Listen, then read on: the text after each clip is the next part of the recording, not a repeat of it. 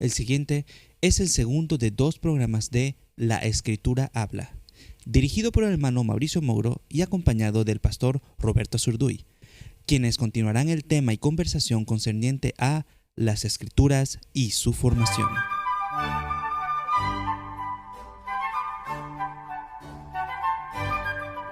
Amén.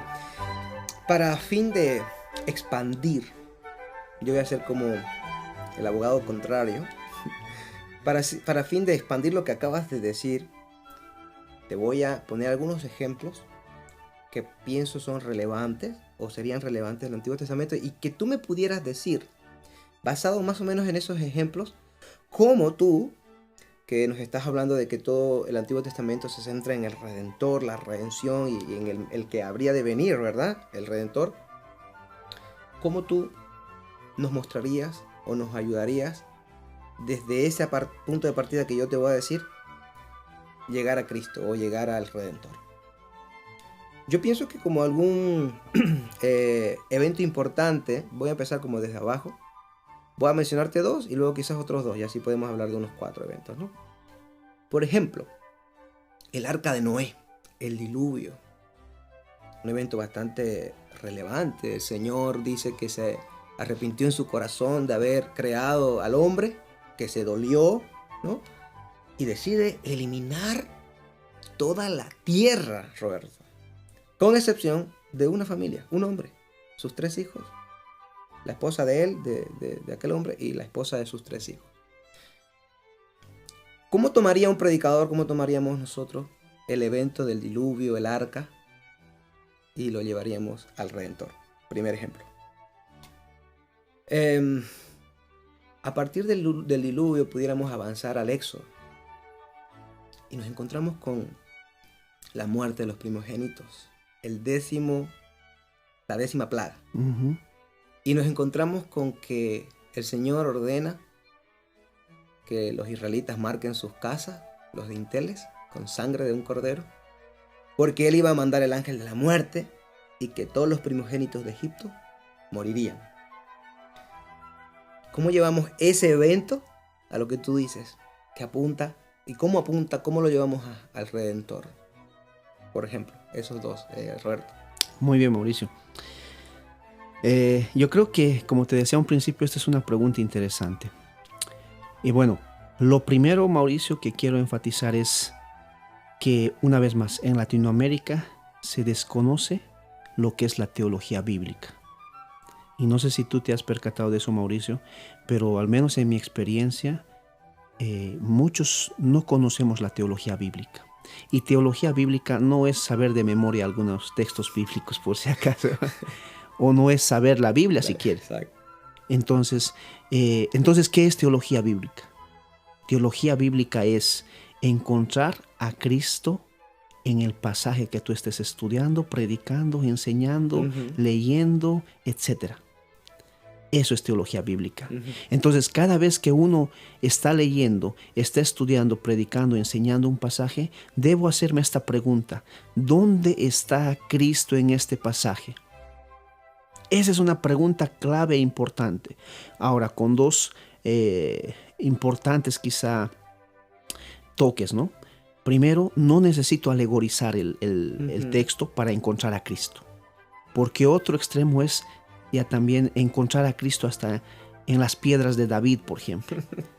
Cristo es aquella piedrita con la que David mató a Goliat. Eso es alegorizar ya el texto. No. Tampoco es irnos al otro extremo, al final predicar el Antiguo Testamento y simplemente hacerlo de forma moral. Pórtate bien, haz aquello, haz esto. No. Ninguno de los 2 extremos está bien. Debemos hacernos esta pregunta y, como siempre les digo al enseñar teología bíblica, debemos encontrar a Cristo legítimamente, como se nos muestra en la Biblia. Bien. Así que, primero, mis amigos, hermanos que nos escuchan, conozcamos qué es teología bíblica, estudiemos. Hay buenos libros actualmente, tenemos mucho material en internet, ¿verdad? Hay mucho que estudiar, todos, empezando desde mi persona. Segundo, Mauricio, ¿cómo yo puedo encontrar a Cristo, por ejemplo, en el Éxodo? ¿verdad? Que es la pregunta que me hiciste. En el arca primero. Ok, en el arca. El diluvio, el arca.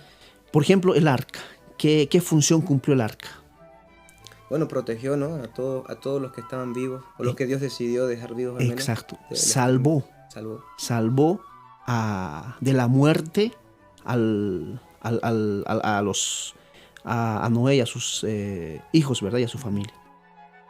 ¿Qué hace Cristo por nosotros? Nos salva. Nos salva. Nos protege. ¿De qué? De la muerte eterna. Así que Cristo es nuestro refugio. Cristo es nuestra arca. Él es nuestra arca, exacto. ¿Ve? Entonces estamos siendo ahí mostrando a Cristo.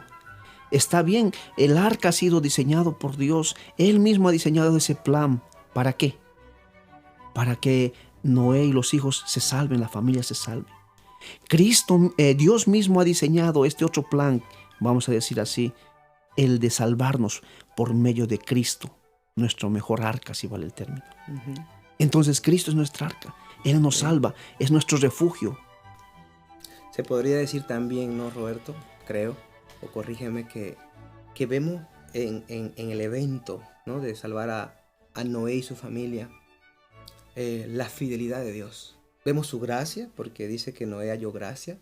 Vemos su fidelidad, pues Dios había prometido en el Edén, en Génesis 3:15, ¿cierto?, que de la simiente de la mujer saldría alguien que asestaría un golpe definitivo en la cabeza de la serpiente. Y si Dios hubiese eliminado a toda la humanidad, esa promesa, desde el punto de vista de ahora de la teología del pacto, hubiese quedado incumplida.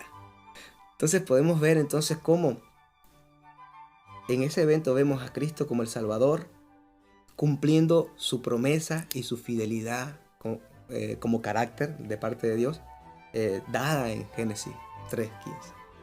Amén, así es. Ahora, Mauricio, algo importante. Nosotros podemos encontrar a Cristo en el Antiguo Testamento por varios hilos conductores. Claro. Y hay que buscar la manera más legítima, porque lo que ahora te acabo de decir es algo que yo pensé en este momento, ¿verdad? Y lo que tú me dijiste es otro hilo conductor. ¿Y cuáles son esos hilos conductores? El primero que tú mencionaste, los pactos. Nosotros podemos ver a Cristo, y es más, Cristo es el cumplimiento perfecto de los pactos. Así es. Así que podemos encontrar a Cristo, si conocemos algo de teología bíblica, por medio de los pactos, así como tú lo encontraste. Podemos encontrar a Cristo por medio, por ejemplo, de los simbolismos, ¿verdad? Los tipos y los antitipos y todo aquello. Así es. Así que, pero también podemos encontrar a Cristo por medio de los reinos, por ejemplo, ¿verdad? El reino perdido, el reino redimido, el reino proclamado, etc. O sea, hay muchas formas, por medio de... Formas legítimas de encontrar a Cristo. Podemos encontrar a Cristo por medio de las genealogías. Entonces, no es solamente un hilo conductor, sino son varios, pero tienen que ser legítimos. No puedo encontrar a Cristo con la piedrita de David, por ejemplo. No. Tiene que ser legítimo y bíblico. Así que hay varios, Mauricio, entre los más, quizá entre los más usados son los pactos, el reino, los tipos y los antitipos, aunque hay un debate grande en eso. Pero podemos encontrar a Cristo. Lo mismo que, por ejemplo, en Éxodo, como la pregunta que tú me hacías. Éxodo capítulo, y todo el Éxodo habla, creo que el tema central es la liberación del pueblo, ¿verdad? Porque Dios libera a su pueblo de la esclavitud en la que se encontraba. Recordándote un poco la pregunta del Éxodo, ¿cómo ves a Cristo en la muerte de los primogénitos y en lo que el Señor ordenó a Moisés a hacer al pueblo, ¿no? Que fue pintar con un asta los dinteles de las puertas, ¿no? Exacto. Coméntanos un poquito ahí. Muy bien. Entonces, justamente íbamos a eso. ¿Cómo es que Dios ordena a Moisés que en la 10ª plaga debería pintar los dinteles de la puerta, ¿no? ¿Por qué? Porque dice que la muerte iba a pasar derecho, no iba a afectar a esa familia. Al ver la pintura, al ¿no? ver el color, la sangre. ¿Por qué? Porque eso es un eco de lo que el Nuevo Testamento ahora nos enseña. Sin derramamiento de sangre no hay perdón de pecados, ¿no? Entonces, eso nos apunta a Cristo, porque Cristo tuvo que derramar su sangre. Ujú. ¿Para qué? Para el perdón de nuestros pecados. Cristo nos cubre a nosotros con su sangre, como hicieron los israelitas con los dinteles de sus casas, ¿no? Exactamente. Y así la muerte, el día de mañana, pasará de largo. La condenación, la ira del Señor Pasará de largo. Y no Amén. existirá más ni ira ni ninguna condenación para los que estamos en Cristo Jesús. Amén. Y es interesante esto, Mauricio, y quiero añadir, una vez que el pueblo hacía esto, debía repetir, si vale el término, en el desierto. Ujú. Pero ¿por qué? Porque la sangre de los animales no quitaba el pecado, simplemente los cubría. Ujú. Pero la sangre de Cristo quita una sola vez y para siempre todo el pecado. Amén, amén, amén. Sí, sí. Y eso es glorioso. El Evangelio en sí es glorioso. Y el Evangelio es Cristo. Así que es importante esto, Mauricio. Bien, entonces hay muchas formas, muchas maneras legítimas para poder ver a ese Redentor, a ese Cristo. Y lo que tenemos que dejar claro ya para entrar al Nuevo Testamento. El Antiguo Testamento se centra en Cristo, en el Redentor, apunta hacia Él. Y podemos encontrarle y debemos de encontrarle con las medidas legítimas para poder predicar no de una forma moralista o simplemente ética o meros mandamientos, ¿verdad? Sino poder predicar el mismo evangelio oculto ahí en el Antiguo Testamento, ¿ok?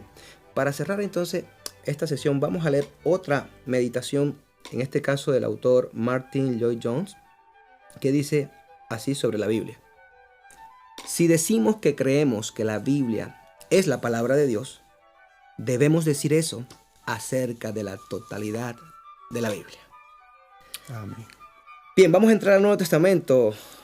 Roberto, vamos a tratar, tenemos aquí unas cuantas preguntas, tratar de ser un poquito más rápidos, ya que el tiempo nos ha apretado. Como el tiempo es se va tan rápido y el tema es tan emocionante y se tienen que decir tantas cosas, me gustaría decirle a algún oyente que quizás esperaba escuchar algunas otras cosas, que bueno, que nos perdone si no hemos tocado temas que él en mente pudiera tener y hubiese deseado escuchar. No se puede abarcar todo en una hora. Si tuviésemos una serie de 10 programas sobre el mismo tema, de cierto que hablaríamos muchísimo más, ¿no? Cuántas cosas tenemos para hablar del Antiguo Testamento. Pero tenemos que entrar al Nuevo y poder decir algunas cosas del Nuevo Testamento. Así que empiezo, Roberto. ¿Cuándo se formó? Y más o menos en cuánto tiempo se formó el Nuevo Testamento. ¿Cuándo? ¿En qué época? ¿Y en cuánto tiempo? Bueno, el Nuevo Testamento, Mauricio, se formó aproximadamente en los 100 primeros años, Uh-huh. ¿ya? Porque el último libro aproximadamente fue escrito en esa fecha, ¿no? Que es Apocalipsis, ¿no? ¿En los 100 primeros años de qué? Después de Cristo. Ah, después de Cristo. Y este libro fue, específicamente el Nuevo Testamento, fue escrito en un idioma que es el idioma griego. Ahora, para los oyentes que nos escuchan, valga la redundancia, el idioma griego es un idioma muy interesante. ¿Es el mismo griego de ahora? Justamente voy a eso. El idioma griego en el que ha sido escrito no es el mismo de ahora. Uh-huh. ¿Por qué? Porque el griego, como cualquier otra lengua, ha ido evolucionando, si vale el término, ¿no? En ese tiempo, el griego que estaba en su auge, voy a decir así, era el griego de Platón, de Aristóteles, de Homero, el griego clásico, como se llamaba. Uh-huh. Pero ya después, ese griego clásico era el que estaba en su apogeo, digamos, ¿no? Gracias. En su apogeo, el griego estaba ahí, pero Dios no usó ese griego. Dios usó el griego koiné, o kini, como se debe pronunciar correctamente, que es el griego común, ¿no? Coloquial. El coloquial, muy bien. Del pueblo. Del pueblo, el que hablaba, el que vendía verdura, etc. Ese griego fue el que Dios usó en su sabiduría. Y es en ese griego en el que el Nuevo Testamento ha sido escrito. Los 27 libros han sido escritos en el griego kini, o koiné como se escribe, pero se lee kini. Aproximadamente en esos 100 años, ¿no? Que te decía. Y bueno, obviamente aquí hay un debate, Mauricio, permíteme añadir esto. Actualmente hay un debate que es muy fuerte con los que se llaman de la alta crítica Uh-huh. y los teólogos liberales, Uh-huh. que ellos de primeras a una no creen realmente en la inspiración de la Biblia. Por eso ellos dicen lo siguiente: la Biblia, el Nuevo Testamento, contiene la palabra de Dios. Pero no es palabra de Dios. Muy bien. Ahora, si nosotros nos preguntamos, ¿pero qué diferente hay entre contiene la palabra de Dios y es la palabra de Dios? Y eso, Mauricio, es importante, especialmente al tocar el Nuevo Testamento, porque la alta crítica está fabricando argumentos muy bonitos para que nosotros podamos creer eso, lo que ellos creen, y al final no creer realmente en que la Biblia es de Dios o viene de Dios o es palabra de Dios. Ellos dicen entonces, la Biblia contiene la palabra de Dios. Quiere decir que llega a ser la palabra de Dios en algunos casos. Si esto afecta a tu vida, recién llega a ser la palabra de Dios. Libros como, por ejemplo, las genealogías, no son la palabra de Dios porque eso no afecta en nada. No. Y aunque parece bonito, ¿verdad? Contiene la palabra. No. La Biblia es la palabra de Dios. No contiene. Bueno, y esto es muy triste, Mauricio, porque muchas iglesias han dejado de lado esto, y específicamente en el Nuevo Testamento. Por ejemplo, entre los críticos ahí está Wellhausen, son de la alta crítica, ¿no? Que justamente están manejando esto, tanto en el Antiguo como en el Nuevo Testamento, y ya no creen en la inspiración plenaria de la palabra de Dios. Y bueno, algunos incluso entrando ya al Nuevo Testamento, Mauricio, dicen, los evangelios no son palabra de Dios, solo son palabra de Dios los libros paulinos. Esos sí son inspirados, pero no los evangelios. Y estos son llamados así, los de la alta crítica, porque critican todo al final, ¿verdad?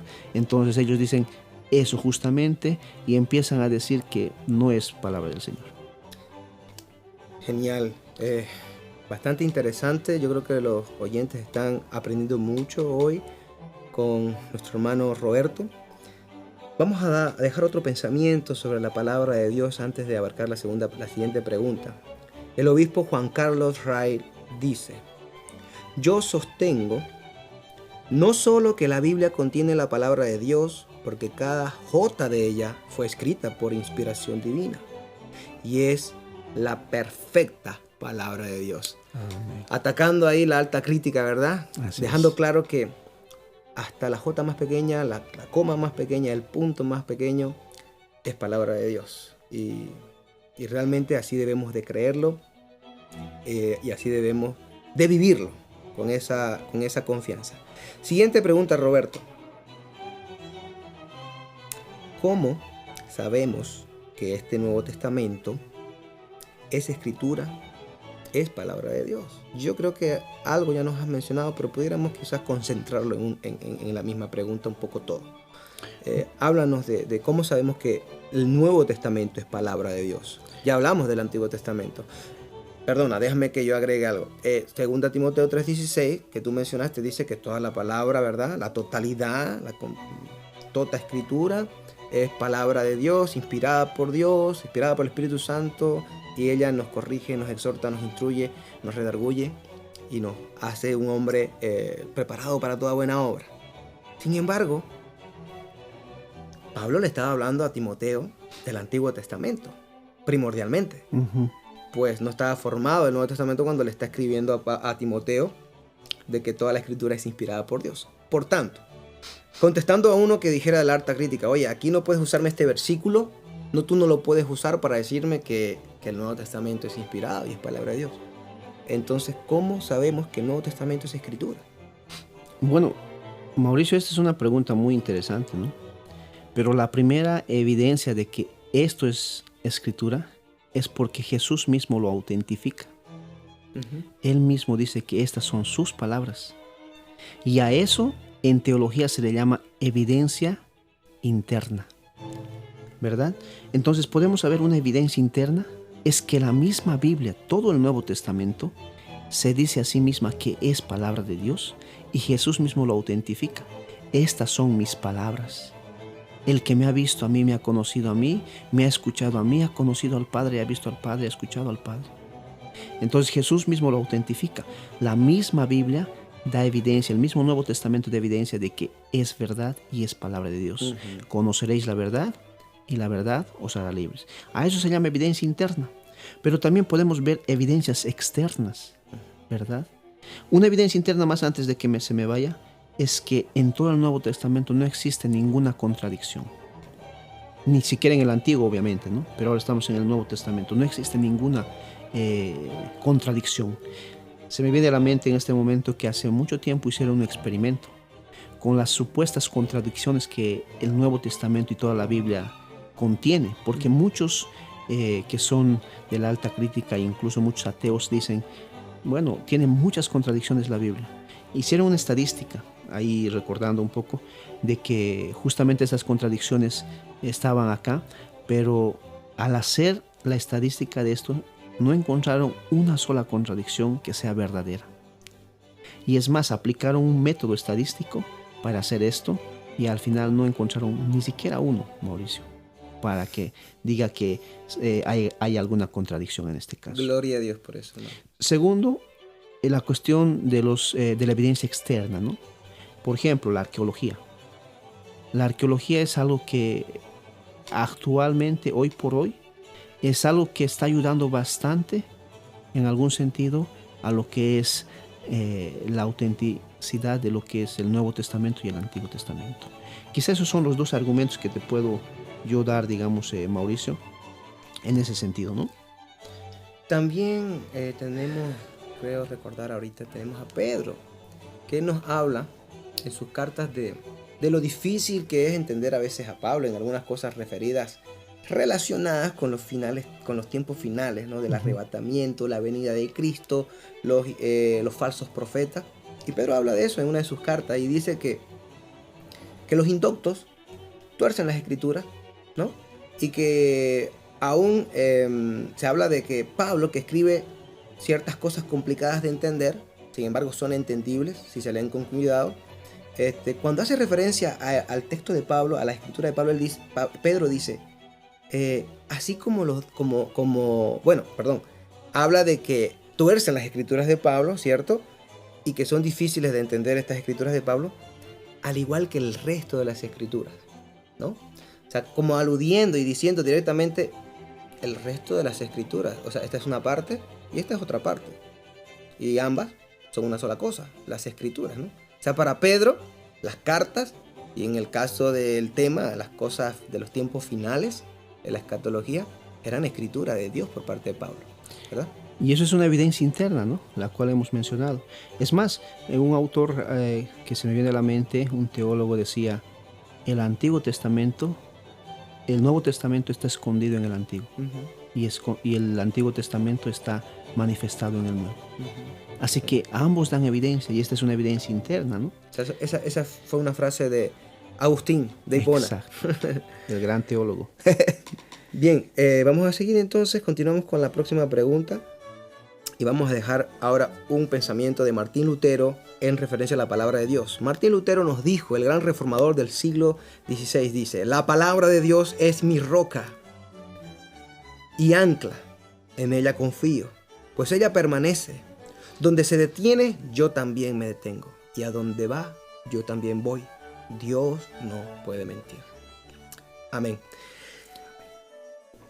Avancemos y vayamos hablando ahora de los evangelios. ¿Cómo están compuestos los evangelios, Roberto? La composición de ellos, de los 4.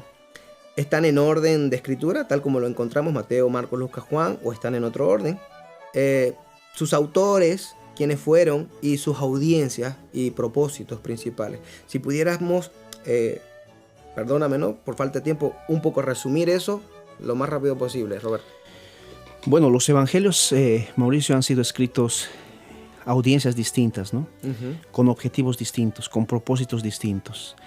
Por ejemplo, para resumir, el evangelio de Juan ha sido escrito específicamente para gente más griega que otra cosa. El evangelio de Mateo ha sido escrito más para gente judía. Por eso es que ambos evangelios vamos a encontrar que son un tanto distintos. Mateo habla más específicamente a judíos con lenguaje hebreo. Pero Juan habla más a gente gentil, griega, que otra cosa, digamos, ¿no? Entonces, en ese sentido, por eso es que Juan 1.1 dice que en el principio era el verbo era con Dios y el verbo era Dios mismo. Entonces uno dice, ¿pero cuál verbo? Pero está haciendo referencia a lo que los griegos conocían en ese momento, ¿no? Exacto. Para los griegos, el verbo era lo máximo, el maximus opus, decía la magna obra. Entonces, para un griego era eso. Así que Juan conocía de eso y él dijo, voy a escribir. Si para un griego eso es lo máximo, ese es el máximo, ese es su Dios, para mí es Jesucristo, Él es el verbo encarnado, etcétera, ¿no? Entonces, la audiencia va variando un tanto, Mauricio, pero el propósito es el mismo. Quiere mostrar a Cristo, a este crucificado, a este glorificado. Háblanos uno por uno, dinos más o menos, por ejemplo, el orden, ¿no? El orden, creo, si corrígeme, se escribió Marcos primero, se entiende. Luego vino Mateo, Lucas y Juan. Sí. Entonces, Marcos, por ejemplo. ¿Quién escribió? ¿Para quién? ¿Y con qué énfasis o propósito? Bueno, Marcos fue escrito, aunque te cuento que Mauricio, justamente con este afán de poder quizá mostrar a Marcos como el primer autor, ha habido una premisa, si vale el término, una teoría que se llama, no sé si escuchaste, la teoría documental Q, Sí. mostrando de que Marcos fue quizá el primero de todos ellos. Una de las hipótesis. Una de las hipótesis. Pero bueno, el punto, Marcos es un libro de los sinópticos que también está dedicado, enfocado específicamente a gentiles, ¿no? Has dicho una palabra para nuestros oyentes. ¿Qué es sinópticos? Bueno, es como que sinópticos quiere decir que son mirados de un mismo ángulo. Esa es la idea. O sea, son vistos de un mismo ángulo, de un mismo enfoque. Con una misma perspectiva. Con una misma perspectiva. Ok, continúa. ¿Cuáles son esos evangelios sinópticos? Mateo, Marcos y Lucas. Juan sale de ello porque, como te decía, es quizá un libro un poquito más gentil, como tú decías, ¿no? Bueno, eso es quizá lo que yo te puedo dar de Marcos y de los evangelios en sí, ¿no? Marcos ciertamente nos presentan al Señor. Es lindo, ¿no? Porque nos habla del siervo sufriente. Nos muestra el sufrimiento de Cristo. Ah, ok, sí, exactamente. Nos muestra que cómo la pasión de Jesús. Y evidentemente está escrito para, o por lo menos tiene como que en primer pensamiento, ¿no? A los romanos, poder convencerle a los romanos, ¿cierto? Y es bueno porque ahora luego nosotros tenemos a Lucas, saltándonos un poco ya el orden que supuestamente viene Mateo, según los eruditos, ¿no? Y Lucas no te lo presenta solo como el siervo, o no lo presenta como el siervo, sino que presenta al Señor Jesucristo como el hombre perfecto. Exacto. Y curiosamente Lucas era un médico. Médico. Le interesaba mucho el tema anatómico. Exactamente. O Mateo, que presenta a Cristo como rey, ¿no? Exacto. Exactamente. Entonces tenemos ahí diferentes propósitos en el autor, ¿no? Así Como es. que cada uno quiso presentar a Cristo de una manera distinta, ¿no? Repitiendo nuevamente Marcos como un siervo sufriente, Lucas como el hombre perfecto al cual imitar y debemos creer en él, Mateo a los judíos, el rey, el Mesías, el que, porque escrito está, ¿no? Y directamente como enfocándose en convencer a los judíos, ¿no? A los hebreos de quién era Jesucristo. ¿Y Juan? ¿Qué nos puede decir de Juan? Bueno, Juan presenta a Cristo como el Hijo de Dios. El Hijo de Dios encarnado. Hace mucho énfasis en eso, en lo que nosotros en teología llamamos la unión hipostática, ¿no? De que Cristo es 100% hombre y 100% Dios. Exacto. Entonces, ese es el énfasis de Juan. A mí me encanta Juan porque tiene una perspectiva tan íntima, tiene esos encuentros privados, esos encuentros privados que marcan la vida de una persona si se leen con detenimiento, se reflexiona, se medita, ¿no? Como el famoso Nicodemo, ¿no? Hombre prominente, va ahí a octavillas, ¿ves? Medio que escondidas, que no me vean, a hablar con Jesucristo, ¿no? Y cómo el Señor luego busca, en el siguiente capítulo, encontrarse en una cita que tenía él previsto de toda la eternidad con una mujer samaritana.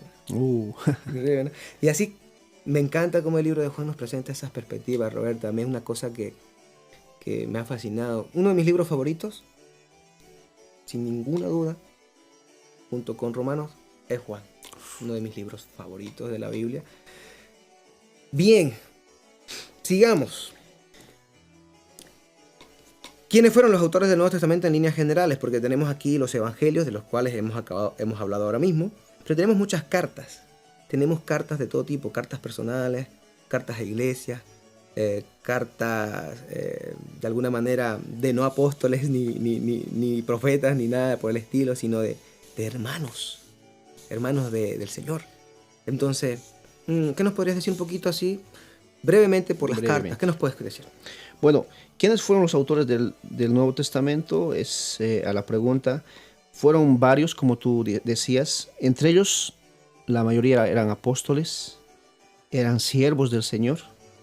Y bueno, por lo menos debían cumplir algunos requisitos para ello, ¿no? Por ejemplo, deberían haber estudiado y haber sido enseñados por nuestro Señor Jesucristo, ¿verdad?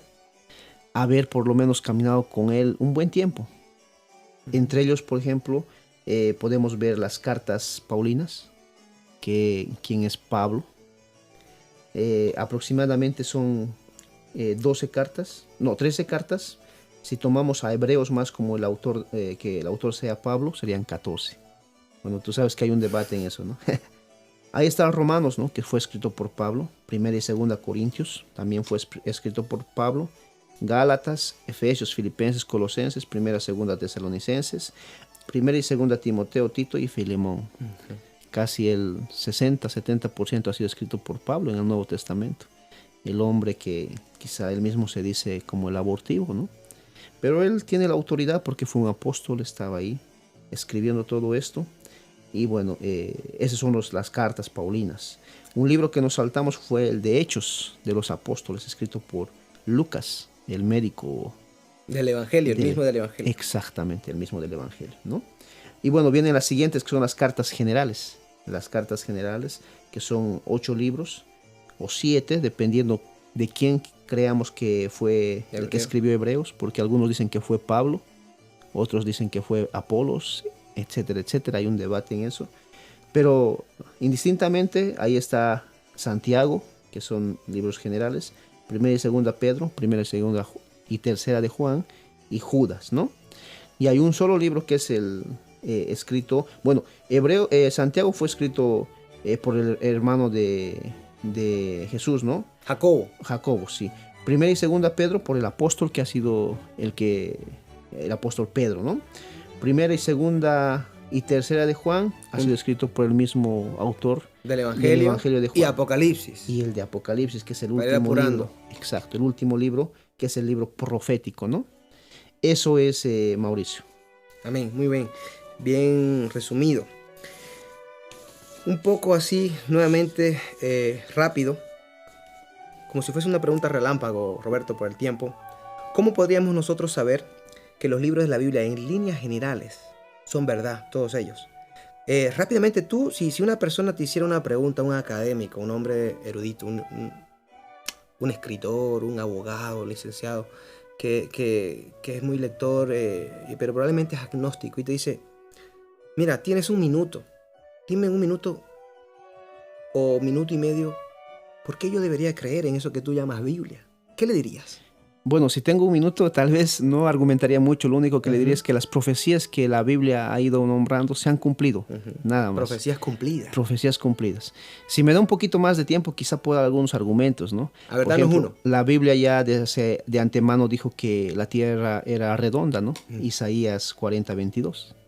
Por ejemplo, es un argumento evidencialista, porque no olvidemos que existen en la apologética 2 escuelas, ¿no? La evidencialista y la presuposicionalista. Entonces, si en mi ámbito de evidencialista yo doy esa evidencia, ¿no? De que la tierra ya es redonda, aunque tú sabes que también hay un debate en eso ahora, que muchos han dicho que la tierra es plana, ¿no? Pero bueno, muy aparte de eso. Después, por ejemplo, la masa y la energía, que nos habla de la gravedad, segunda de Pedro 3:7, ¿verdad? Entonces son evidencias quizás científicas para poder hablar sobre eso. Pero si solamente me da el tiempo de decir, lo que la Biblia dice se está cumpliendo. Ese es el argumento más fuerte que puedo dar. Las profecías se cumplen. Exacto. Y se cumplen al pie de la letra. No hay fallo. Exacto. Miles de otros profetas fuera del cristianismo han querido hacer profecías y han fallado. Y fallan constantemente.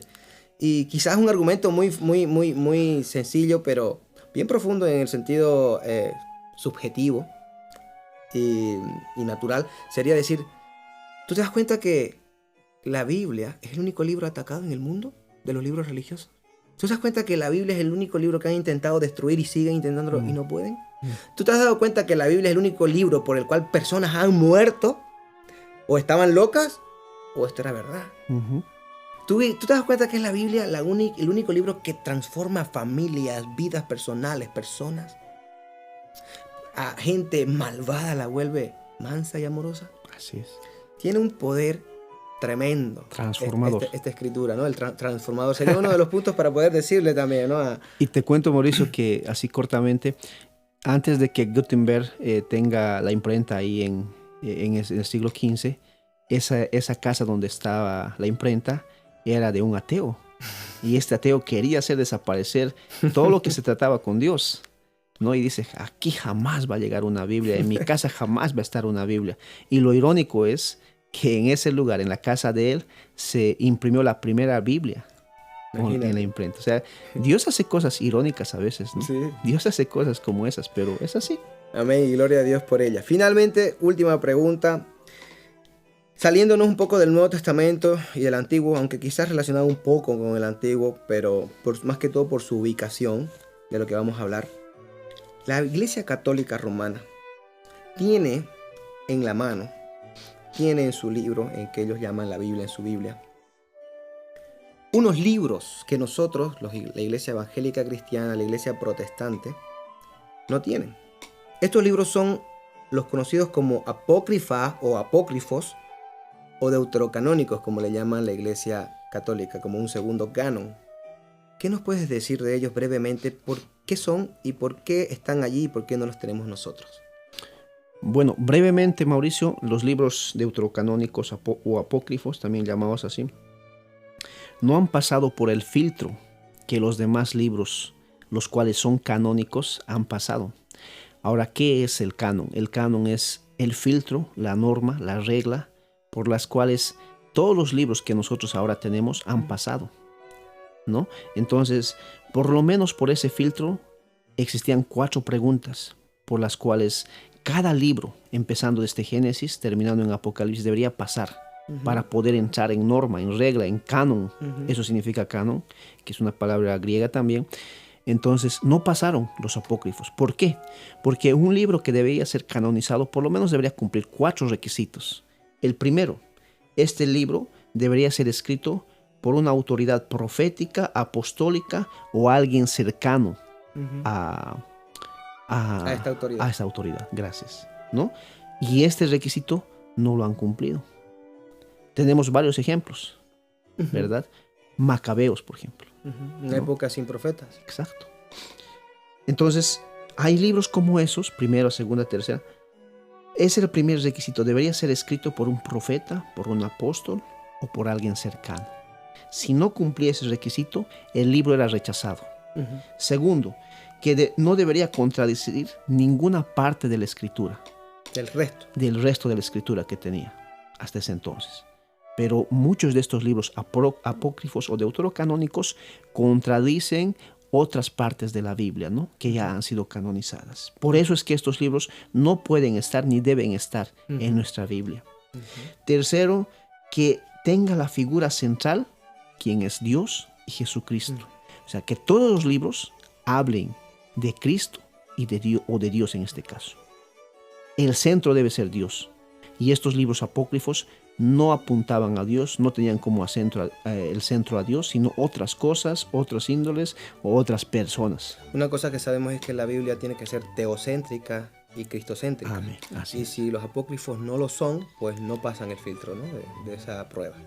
Exactamente. Y la última, Mauricio, para ya finalizar, deberían ser aceptados universalmente.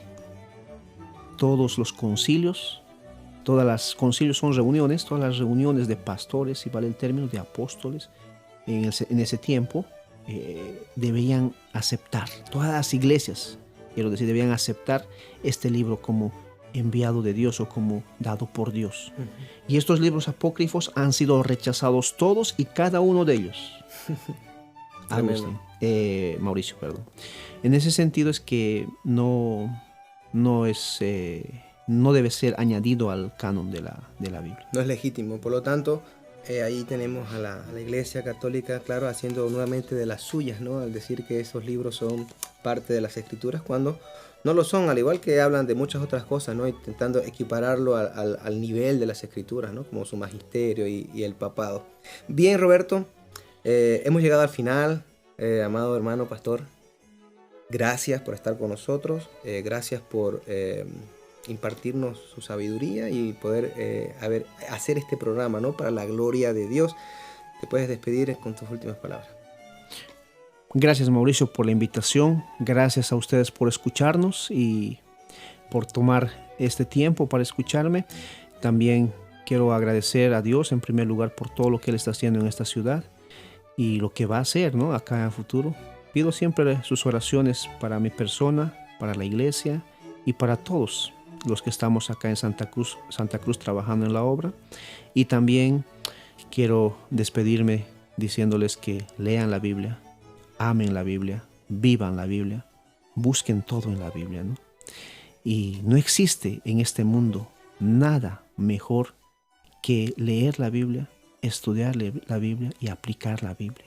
Ni todas las bibliotecas de este mundo pueden asemejarse siquiera a un versículo de la Biblia.